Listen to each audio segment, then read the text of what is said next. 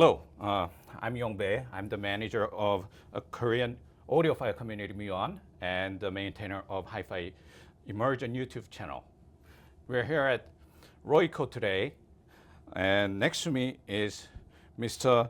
John Soden from Paradigm. Thanks for having me. Oh, likewise. Well, thank you for coming here. It's my honor. Yeah. Well, so you're the vice president of The PML group, which includes all three of our brands. Right. Paradigm, Martin Logan, and Anthem.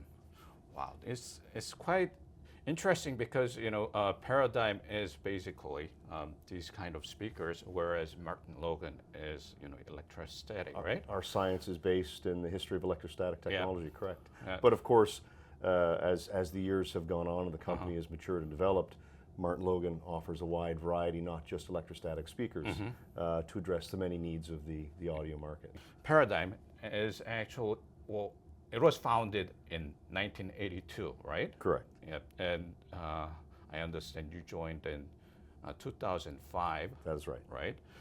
So in 2005, there was acquisition. Shoreview Industries was the equity firm out of the U.S. Right.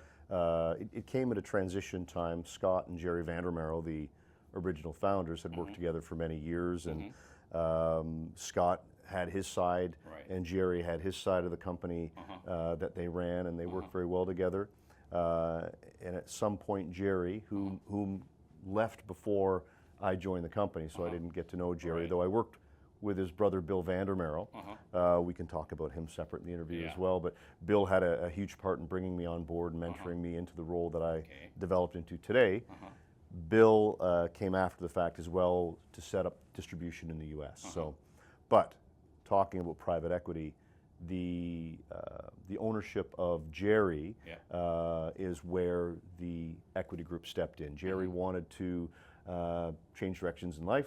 He'd had his fill with the audio side of things and wanted to explore into other avenues. Okay. And of course, at the time, Scott had the opportunity to either buy out Jerry's shares or look for future investment.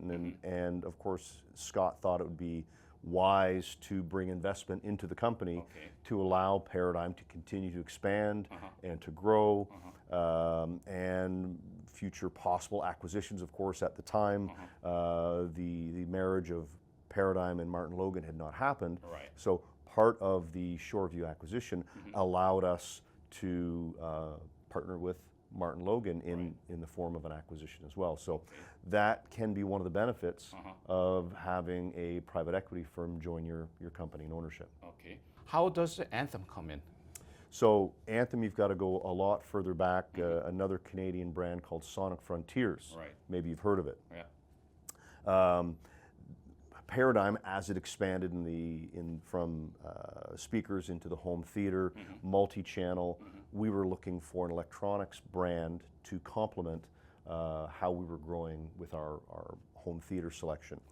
And it was at that time that Sonic Frontiers was at a point in its career path where they were open to purchase. And that's when, in the late 90s, Paradigm acquired Sonic Frontiers, and Sonic Frontiers was more known for tube amplifiers and CD transports, that sort of thing, whereas Paradigm was more interested in multi-channel home theater. And so to simply carry on with the name Sonic Frontiers could be confusing for a lot of customers. So within the Sonic Frontiers brand was another category called Anthem. And for us, that seemed like a very good naming convention for where we were going. So born was the name Anthem, and the first processors came shortly after that, followed by some amplifiers, and here we are many years later with a selection of amplifiers, integrateds, processors, receivers that fill in the full range. You're basically dealing in pretty much everything in HiFi and also AV. Absolutely. There's so many facets to audio. And when you take a company like Martin Logan, for example, they were very much entrenched in the two-channel world. And that's when Gail Sanders and Ron Sutherland, Right. when they formed the company. It was very two-channel driven, but Gail was a smart guy. He saw what was happening out there and saw an opportunity to expand, and you had a lot of people thought that he was a little bit crazy to start considering conventional woofer technologies, expanding into subwoofer technologies and center channel technologies. Yes. Well, it turns out he was right. And had Logan stuck to just electrostatics, who knows where we'd be here today or not. Right. So part of being in the PML family is there is an entire R&D section that is just dedicated with the Martin Logan family, and there's another R&D section that's dedicated to the Paradigm family, and of course we have our Paradigm Advanced Research Center in Ottawa that's heavily, of course, based in the NRC, that does a lot of our Anthem, amp design, and much, much more. With Anthem as well for NRC. Well, when you think of the NRC, you think of the Athena project, and you think of the effects of sound in rooms. That is how Anthem room correction was born. And Peter Shook, who devised Anthem room correction, of course, he's on our team. It was quite interesting to see the Paradigm has its own anechoic chamber. Correct. And this anechoic chamber we have today, it's massive. It's over 1 million liters. So it is one of the largest audio anechoic chambers in North America and maybe beyond. Of course, there are larger anechoic chambers that test things like locomotives, but you wouldn't test audio. But it has been an invaluable tool for us. And of course, as our science is at least deeply based within the studies of the NRC, much of the NRC, of course, required blind listening and also the use of anechoic chambers. For Paradigm, NRC's research, how did it help Paradigm's products? Well, the NRC was a great study of sound measurements and how we interpret these sound measurements. How does the human ear decipher between what sounds good and what sounds bad? And how do you decipher that between a good sounding speaker and a bad sounding speaker? And really, over a period of many years, the NRC in the Athena project conducted a study with hundreds and hundreds and hundreds of speakers and thousands of listeners. And the goal was to determine what constituted a good sounding speaker, and was there a measurable difference, which, as it turns out, there is, which eventually became our curve that we now use the Anthem room correction towards as our target. So listeners, when put in double blind listening, meaning they'd be in a room, they knew they were listening to something. They didn't know if they were listening to a bookshelf, a floor stander, a CI speaker. They just knew they were listening to something. If it was one brand, two brands, 4 different brands, that's the true meaning of a double blind listening test, when they don't know. And the presenter that was in the same room can't give any visual cues because they themselves don't know what they're listening to.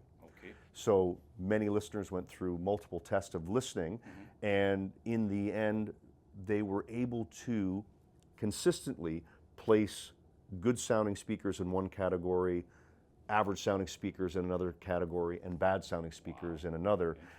And then they took those separate speaker groups, measured them, and they found very consistent measurements in the good category, whereas there was very good accuracy in the mid-range. There was very smooth off-axis response, and of course, low distortion was shown to be more preferred. As distortion rose, the speakers would be less preferred.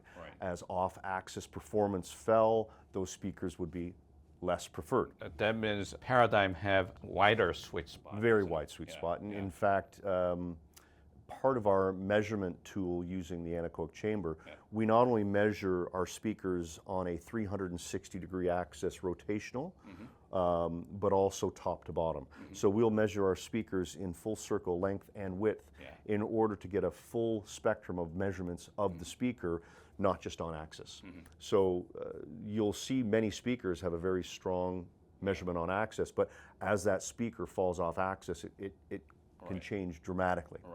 And again, in the findings of the NRC, as the off-axis performance began to fall, most people don't just sit in one spot. They'll be moving around a room, and the overall performance within the room becomes important to a listener.